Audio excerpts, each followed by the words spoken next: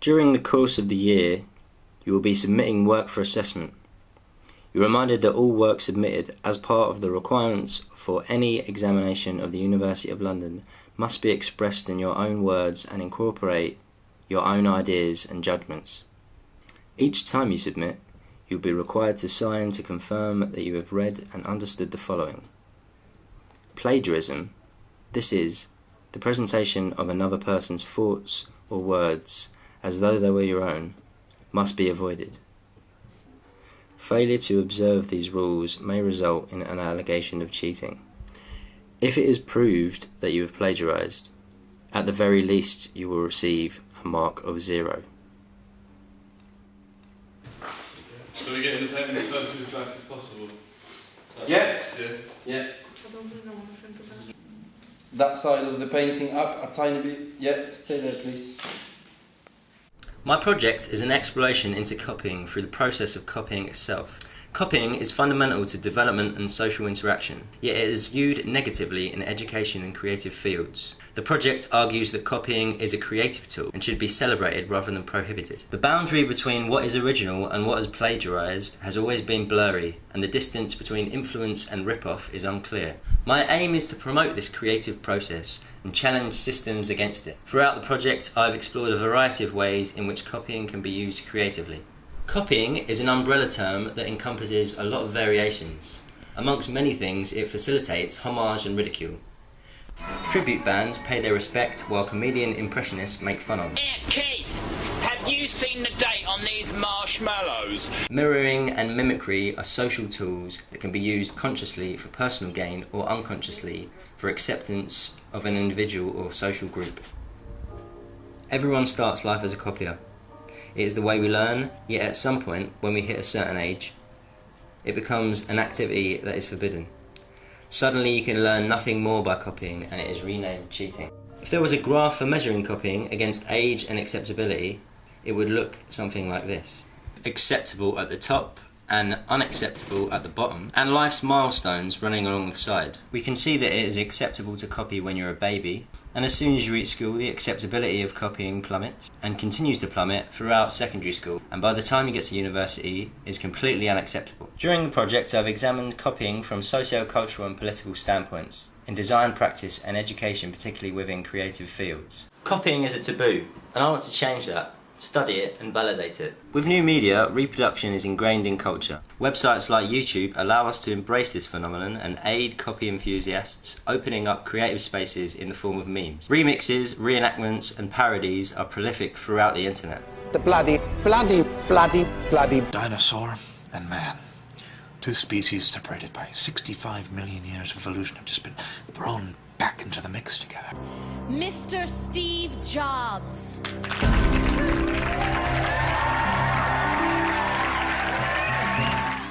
Although the internet is a catalyst for copying, I felt I also wanted to explore it on a more behavioural level, the way children do when they copy their parents and friends. Before I continue, I feel I should backtrack so you can understand the underpinnings and formulation of the project, and the beginnings of an interesting, wiggly and sometimes confusing journey in which my process has led me to the building of an ideology and a personal outlook.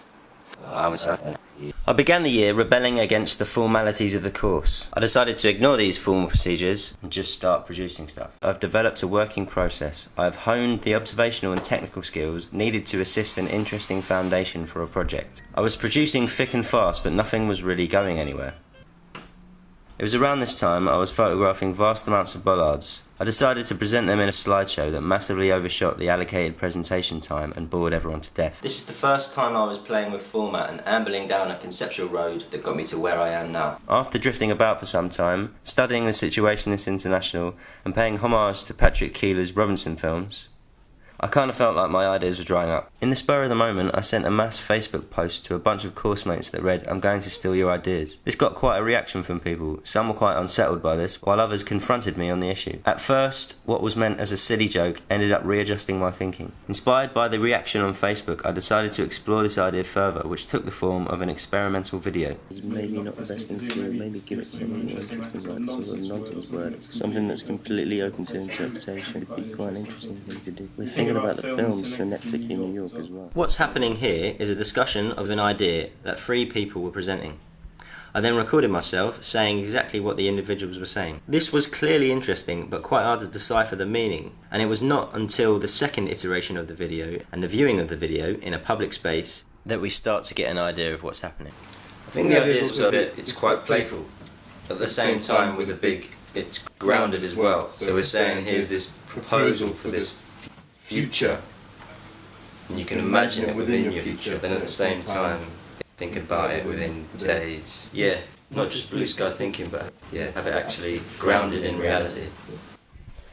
This is what appears to be happening. The characters are discussing an idea or intellectual property within an open forum. A third party comes along and copies this intellectual property. What the copying does here is shocks the individual, sterilises the human behaviour by removing body language, eye contact and gestures. It takes what was said out of context. It draws attention to flaws in speech, which in turn heightens self-consciousness. There is also the added condition of the subjects being surrounded by friends and seniors, which all exaggerates the effect the copying has on the individual. As the initial shock factor wears off, most of the subjects respond more positively. I've reconstructed the video in a manner of ways, first getting the individuals to reenact the event. Doing living ecosystems and all these different parts of industry, like just society in general, just on a much smaller scale and round like a sphere. Some are obviously more comfortable than others.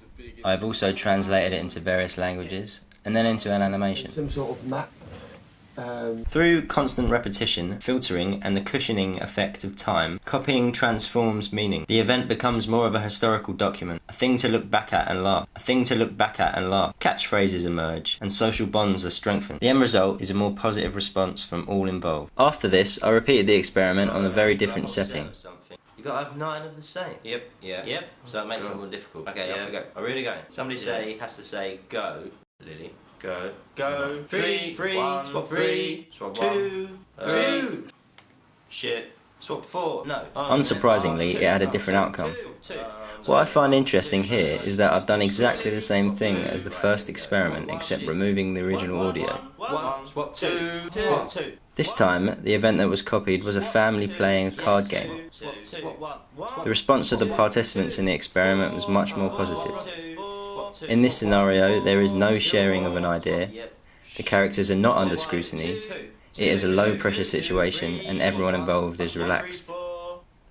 Although these 2 experiments have evidently different results, I feel this brings another degree of clarity and brings us closer to understanding the effects. We could break a copied event down into 2 categories, high pressure and low pressure. The high pressure event elicits more negative response and potential for self-consciousness and contemplation. It is more likely to feel intrusive, whereas the low pressure event has an innately positive response and seems like just a bit of fun. Responses greatly vary from person to person. The effect of copying can be jarring and disconcerting. In this video you can see the roles of the copyee and the copier from the first experiment reversed. This was an impromptu retaliation which confirms the extent that copying has on the individual. It also highlights the fact that it's not a one-way street. Copy by nature is prolific.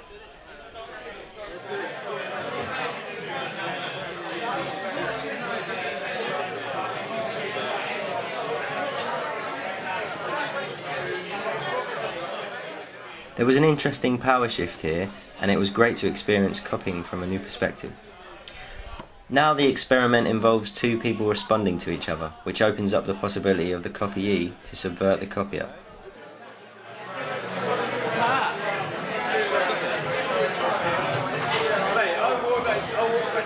If you're looking that way, I should be looking that way. Still reflecting on my experience of being copied in the pub, fascinated by the dynamism of live copying, I decided to take this experiment further. Now my Facebook claim stated that I was going to steal ideas. Up until then I had been using the word idea very literally, the way a dictionary defines it, as a conception existing in the mind as a result of mental understanding, awareness or activity. At this time, I hadn't defined the difference between copying and stealing, and which my project fell into. I decided I would try an experiment, but this time using a more common definition of idea, a proposal. This took place in a tutorial. I wanted to gauge how a person would react when a design idea was being replicated before their very eyes, and under the guise that it was their own idea. I tried the experiment first on my mentor, Jimmy. There were 2 parts to the experiment. I began by showing a napkin with some sketches on it, explaining that I had been dining out one evening eating calamari. Whilst squeezing a lemon onto my food, I had an epiphany. A new design for a lemon squeezer based on a squid. This part concluded by showing a picture of Philip Stark's Juicy Salif. At this point, Jimmy was looking very confused.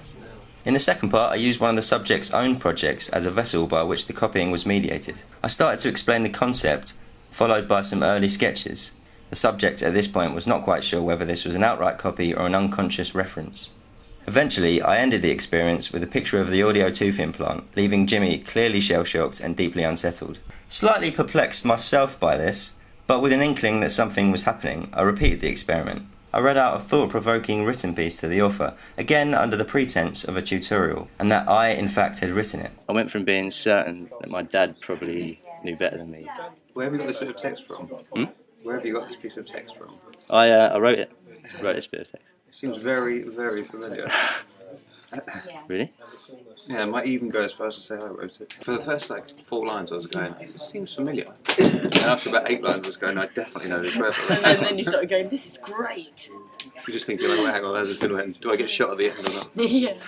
I repeated the experiment again on James Auger. However, I was unaware that he had spoken to Jimmy about my project some months before, which kind of ruined the results. But he did tell me that Jimmy was clearly unsettled by it. And the fact that he had mentioned it to his business partner is testament to how powerful this type of copying is. He mentioned it at the time because it kind of, I don't know, it had some impact on him. With live copying, there is a time factor. You have the ability to slowly reveal what's happening. The subject is blocked by the barrier of social awkwardness and doesn't feel able to speak up. Their reality has been shaken. They are uncertain whether they have actually copied something themselves.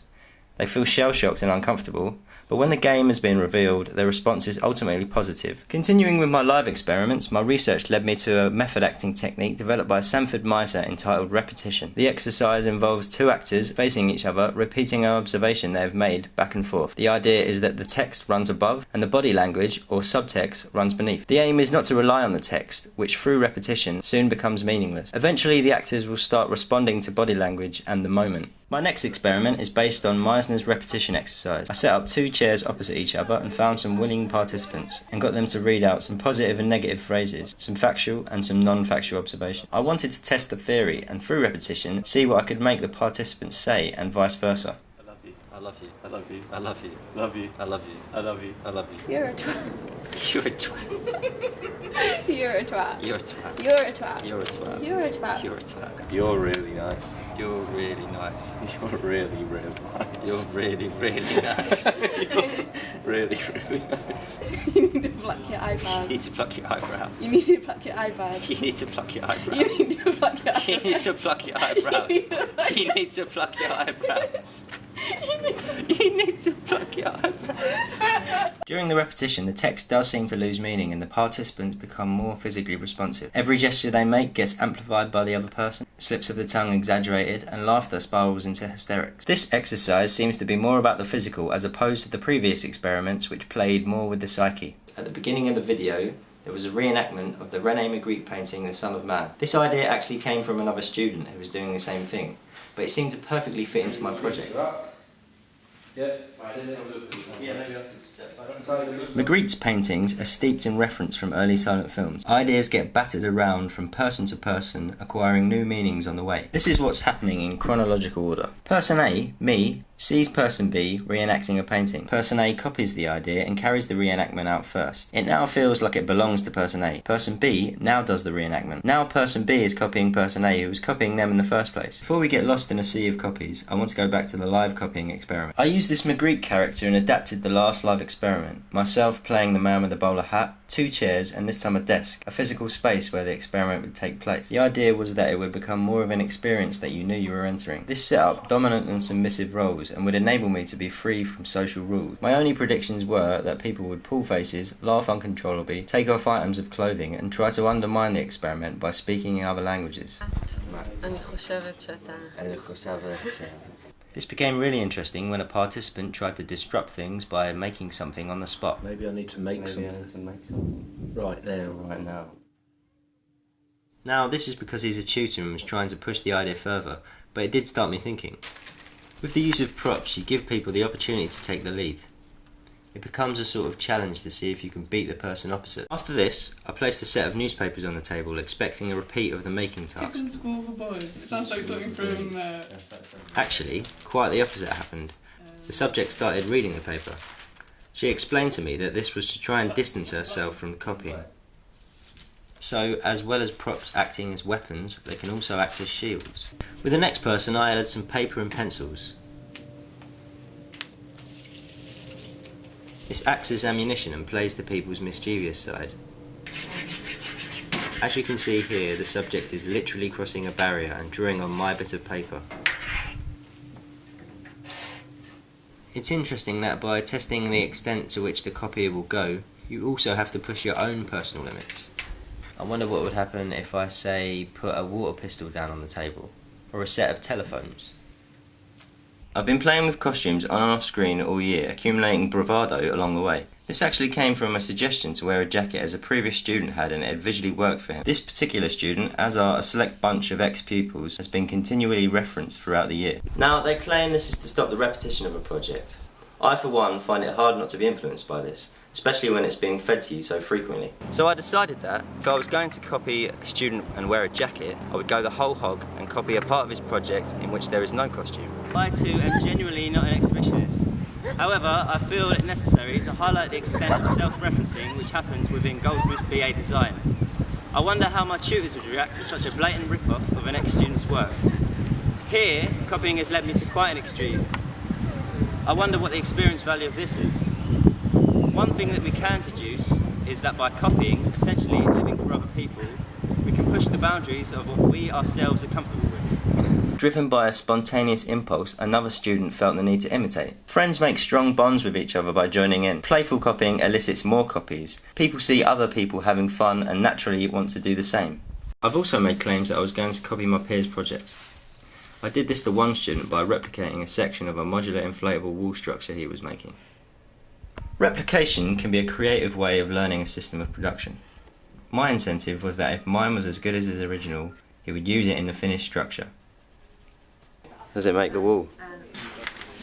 What time is it? Makes the wall do. Fuck yeah. This seems to be about learning the language of the originator, but I also feel like my copy is a probe, sent out to see how it holds up in a world that is against it. Earlier on in the project, I was looking at Philip Stark's Juicy Salif. I saw this as a great opportunity to copy a design classic that's held in such reverence within some circles. Stark is described by some as a bastion of originality. The Juicy Salif is clearly riddled with references. I started making Juicy Salifs myself out of any materials I had around, which I thought was appropriate because, as the famous quote goes, it's not meant to squeeze lemons, it's meant to start conversations. When I made this one, the comments were that it looked like a Louise Bourgeois meets Stark Salif. Interested by the crossover of styles, I began to ask other people to make them. This is a Juicy Salif in the style of the inflatable cardboard wall student. Here's the chain of events. Student 1 instructs Student 2 to make a Juicy Salif which has its own references in the style of Student 3. There's Student 1's idea of Student 3's style and Student 2's interpretation of that. After this I made instructions and sent them out to a number of people. By making Salifs and sending instructions, I'm actively engaging in copying culture and attempting to spread the message. The purpose of this is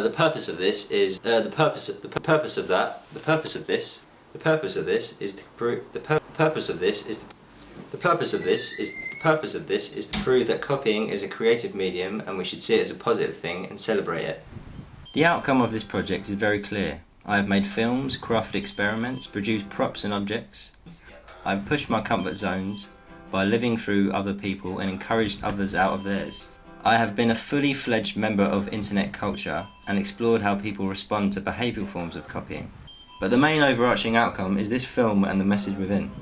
The film is essentially a piece of propaganda. It's a call to arms. I hope that when watching it you are convinced by this creative medium. The very activity of making this film has led me to rip things off YouTube, plagiarise Wikipedia and countless other unreferenced sources. I'm going to use the final year exhibition as a platform to launch my ideology, collect more data and encourage people to reenact my experiments and activities. As we speak, this movie is being uploaded onto the internet. It is being spread across millions of homes and thousands of miles worldwide. It will be able to be viewed at any time and in endless amounts of places. It will remain on the internet forever. It will remain on the internet forever. It will remain on the internet forever. It will remain on the internet forever. It will remain on the internet forever. It will remain on the internet forever. It will remain on the internet forever.